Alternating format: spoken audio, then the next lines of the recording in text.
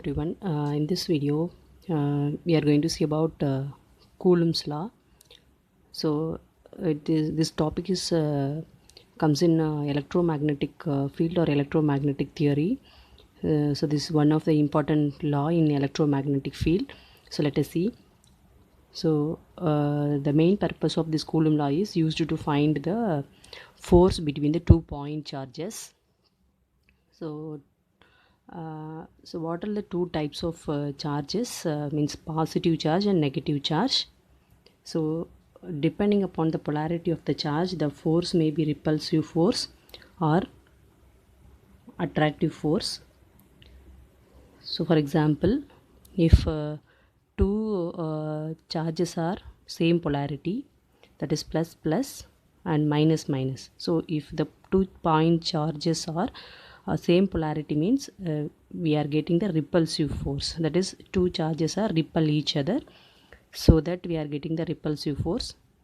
So இந்த மாதிரி ரெண்டு சார்ஜஸ் வந்து சேம் பொலாரிட்டியில் இருந்துச்சு அப்படின்னா இதுக்கு பிட்வீனில் வந்து இந்த சார்ஜ் இதை அப்போஸ் பண்ணும், இந்த சார்ஜில் பிட்வீனில் ஃபோர்ஸ் வந்து இதை அப்போஸ் பண்ணும். இது ரெண்டையும் வந்து இந்த பக்கமும் இந்த பக்கம் மூவ் பண்ணும். அதுதான் repulsive force.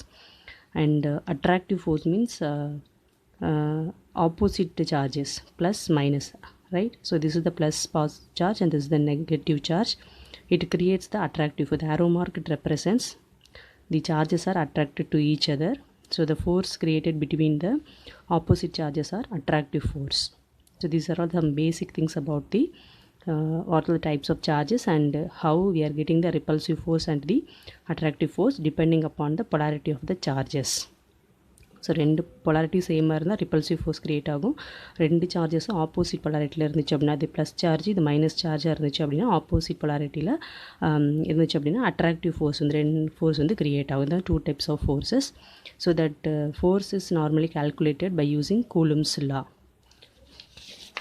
So let us see. So here let us consider the two charges q1 and q2. And both the charges are point charges and are placed with a distance of r, that is distance between the two charges q1 and q2 will be r. So normally the distance between the two charges must be greater than the dimension of the two charges. So the ரெண்டு சார்ஜுக்கு பிட்வீனில் இருக்கிற distance எப்படி இருக்கணும் அப்படின்னா, இந்த சார்ஜோட டைமென்ஷனை விட அதிகமாக இருக்கிற மாதிரி தான் செப்பரேட் பண்ணி வைக்கணும். அதான் வந்து நம்ம அப்போ தான் நம்ம ஃபோர்ஸ் வந்து அப்டெயின் பண்ண முடியும். That is a force between the two charges வந்து கிடைக்கணும் அப்படின்னா ரெண்டு சார்ஜஸையும் ஒரு டிஸ்டன்ஸை செப்பரேட் பண்ணி வைக்கிறோம், பாயிண்ட் சார்ஜஸை. அந்த டிஸ்டன்ஸ் வந்து இந்த சார்ஜோட டைமென்ஷன் q1 q2ஓட டைமென்ஷனை விட பெருசாக அதிகமாக இருக்கணும். ஓகேங்களா? ஸோ அப்போ தான் ஃபோர்ஸ் வந்து க்ரியேட் ஆகும். And so q1 q2 are the 2 point charges and r is the distance between the two charges q1 and q2. So this is the basic thing. And now let us see what is Coulomb's law. So Coulomb's law states that the force between the 2 point charges. So remember that the two charges must be a point charge. So Coulomb's law ரெண்டு charge வந்து point charge தான் consider பண்ணிக்கணும். So the force between the 2 point charges வந்து நம்ம calculate பண்ண போகிறோம். So Coulomb's law வந்து it defines the force between the two charges எப்படி இருக்கும் அப்படின்னா, it is directly proportional to the product of the two charges. So இந்த மாதிரி ரெண்டு சார்ஜஸ் ப்ளேஸ் பண்ணியிருக்கோம் அப்படின்னா இதோட மேக்னிடியூடோடைய ப்ராடக்ட் q1 q2 ப்ராடக்ட் தான் வந்து directly force is directly proportional to q1 and q2 and it is inversely proportional to the square of the distance between the two charges, right? So the force between the two charges அப்படிங்கிறது என்ன அப்படின்னா, it is inversely proportional to the square of the distance between the two charges. ரெண்டு சார்ஜுக்கும் பிட்வீனில் இருக்கிற டிஸ்டன்ஸுடைய ஸ்கொயருக்கு இன்வர்ஸாக இருக்கும் அந்த force வந்து. ஓகேவா? So the first point is the force between the two charges வந்து இந்த சார்ஜுடைய மேக்னிடியூட் அது ப்ராடக்ட் ஆஃப் அந்த q1 q2க்கு டைரக்ட்லி ப்ரப்போர்ஷனலாக இருக்கும். ஸோ அது வந்து ஸ்கொயர் ஆஃப் த டிஸ்டன்ஸ்க்கு இன்வர்ஸ்லி ப்ரப்போர்ஷனலாக இருக்கும். ஓகேங்களா? So finally we can write the Coulomb's law as that is it states that F is directly proportional to q1 and q2, product of two charges, and inversely proportional to the square of the distance between the two charges. So the proportionality constant is nothing but k. F is equal to k into q1 q2 divided by r square. So the unit for the force is Newton. Okay, so k is called as the proportionality constant, and the value of k, it is depends upon the permittivity of the medium. அதாவது எந்த மீடியமில் வந்து நம்ம charges வந்து place பண்ணுறோமோ அதுக்கேற்ற மாதிரி தான் நம்மளுக்கு இதோட கேவோட வேல்யூ வந்து இருக்கும், right? So K is a proportionality constant. It depends upon the medium in which the charge is place. எந்த மீடியமில் அந்த 2 பாயிண்ட் சார்ஜையும் பிளேஸ் பண்ணுறோமோ அதுக்கேற்ற மாதிரி தான் நம்மளுக்கு வந்து ப்ரொபோஷனாலிட்டி கான்ஸ்டன்ட் வந்து க்ரியேட் ஆகும், ரைட்? சப்போஸ் இந்த 2 பாயிண்ட் சார்ஜும் வந்து it is placed in the ஏர். ஏரில் வந்து சாதாரண ஒரு என்விரான்மெண்ட்டில் ப்ளேஸ் பண்ணுறோம் அப்படின்னா த ஃபோர்ஸ் வந்து அதிகமாக இருக்கும். Between the 2 charges the force will be very high. Suppose அதே பாயிண்ட் சார்ஜ் வந்து it is placed in the water, means the force between the 2 charges எப்படி இருக்கும், கம்மியாக இருக்கும். ஸோ நம்ம என்ன மீடியமில் வந்து இந்த சார்ஜஸை ப்ளேஸ் பண்ணுறோமோ அக்கார்டிங் டு தட் அந்த ஃபோர்ஸ் வந்து இன்க்ரீஸ் ஆகுது இல்லைனா டிக்ரீஸ் ஆகுது, ரைட்? ஸோ அப்போ அந்த ஃபோர்ஸ் பிட்வீன் த 2 சார்ஜஸ் வந்து depends upon the medium in which it is placed. எந்த மீடியமில் இந்த பாயிண்ட் சார்ஜ் பிளேஸ் ஆகிருக்கோ அதை டிபெண்ட் பண்ணியும் ஃபோர்ஸோட வேல்யூ வந்து வேரி ஆகும். அதுதான் வந்து கே. ஓகேவா? அந்த கே வேல்யூ வந்து டிபெண்ட்ஸ் அப்பான் எந்த மீடியத்தில் நம்ம சார்ஜஸ் வந்து பிளேஸ் பண்ணியிருக்கோமோ அதை டிபெண்ட் பண்ணி வேரி ஆகும். So we can write the value of k as k is equal to 1/4 pi epsilon naught epsilon r. So normally epsilon naught epsilon rங்கிறது permittivity of the medium. ஒரு மீடியமுடைய permittivity, right? எந்த மீடியமோ அந்த மீடியமுடைய permittivity வந்து it is represented by epsilon naught epsilon r. So epsilon r is nothing but it is a relative permittivity of the medium where the q1 q2 is placed. So எந்த மீடியத்தில் place பண்ணுறோமோ அந்த மீடியத்துடைய permittivity, relative permittivity epsilon r, and the permittivity of the free space or vacuum is nothing but epsilon naught. So we know the formula for epsilon, that is value for epsilon naught.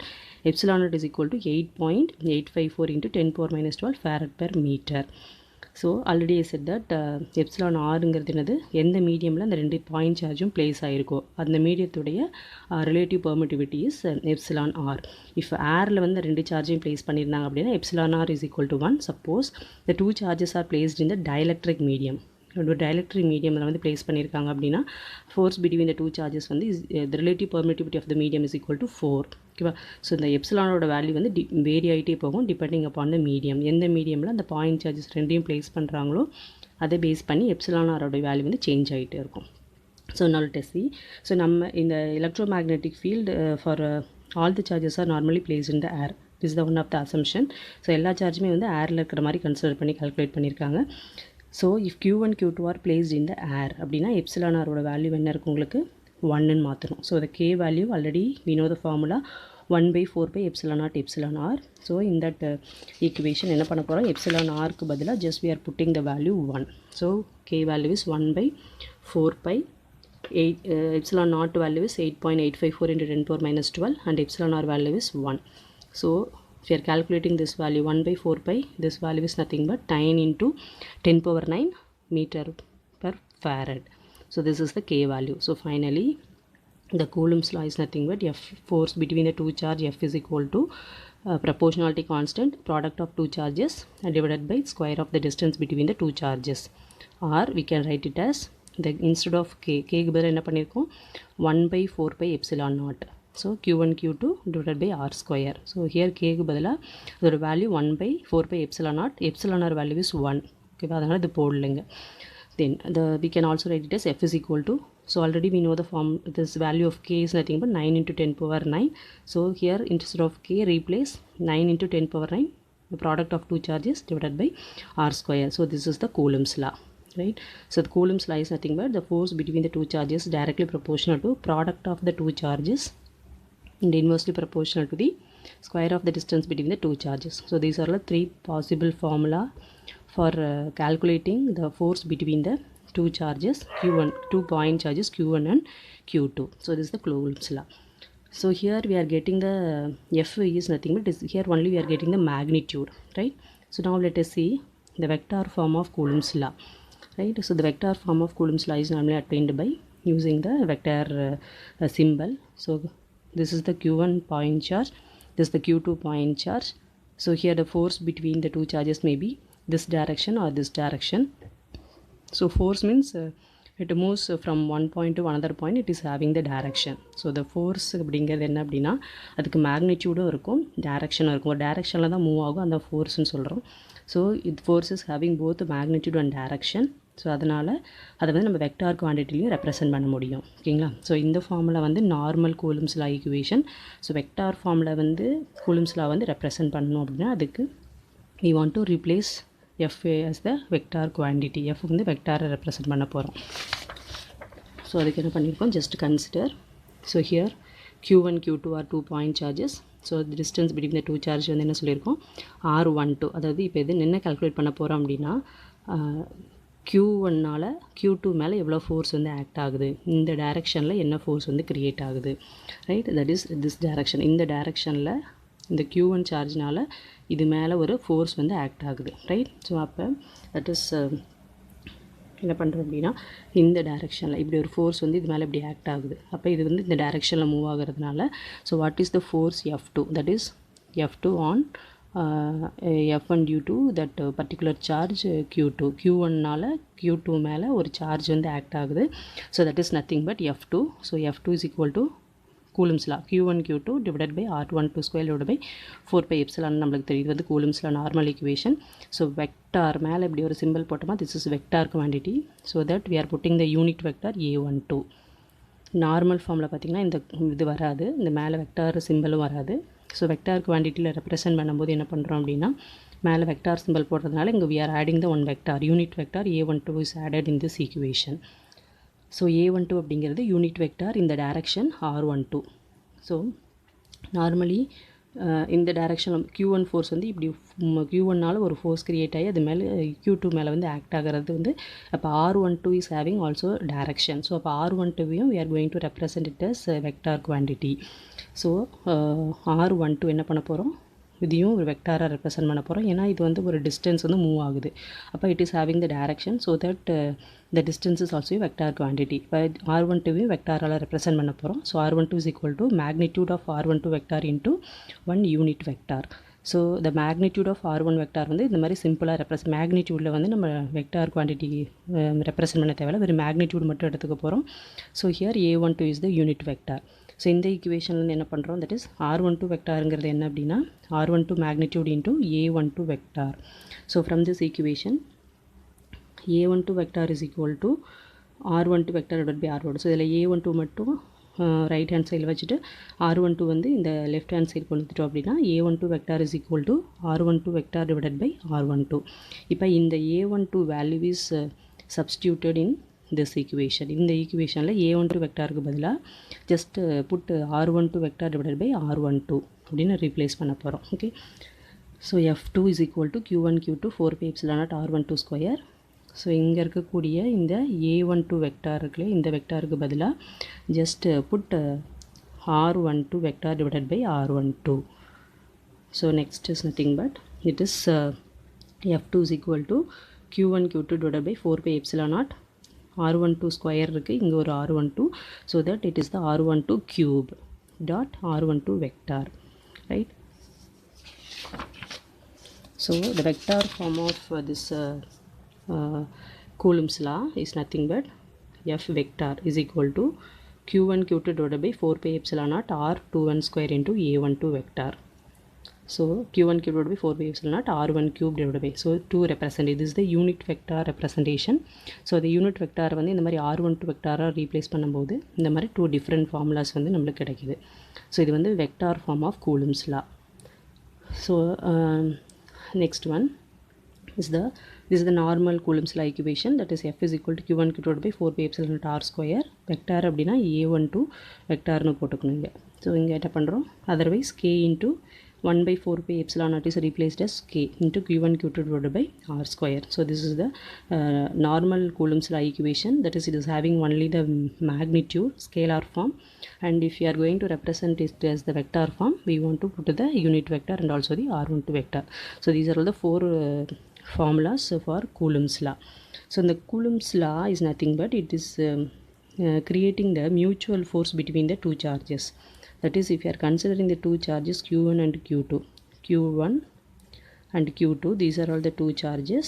In between these two charges we are getting some mutual force. So that mutual force is nothing but the force is having the same magnitude but it is having opposite polarity. அதாவது இந்த ரெண்டு charge இருக்குது அப்படின்னா இதனால இது மேலே act ஆகிற charge வந்து என்ன சொல்கிறோம் அப்படின்னா that is what is the force F1 or F2 அப்படின்னு சொல்கிறோம். ஸோ F2ங்கிற ஃபோர்ஸ் ஆக்ட் ஆகுது அப்படின்னா இதனால் இது மேலே ஆக்ட் ஆகிற சார்ஜஸ் நத்திங் பட் F1ன்னு சொல்லுவோம், right. So that is Q. So the force on Q2 is F2 due to Q1.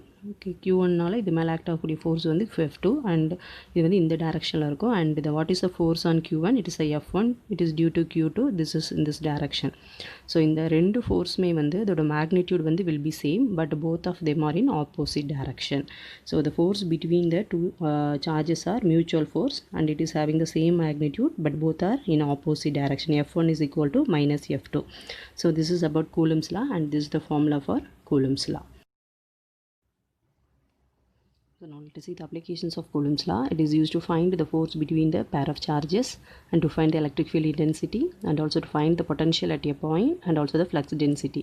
These are all obtained by using the Coulomb's law. So now let us see how to electric field intensity is identified by using the Coulomb's law. So electric field intensity it is defined as vector force on a unit positive charge. அதாவது force per unit positive charge is called as the electric field intensity. That is the force divided by test charge. That is called as the electric field intensity. Units will be volt per meter or Newton per coulomb.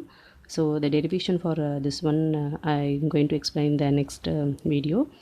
Just watch and if not subscribed our channel AAA Encyclopedia, subscribe and click bell icon and also click all for getting all notifications.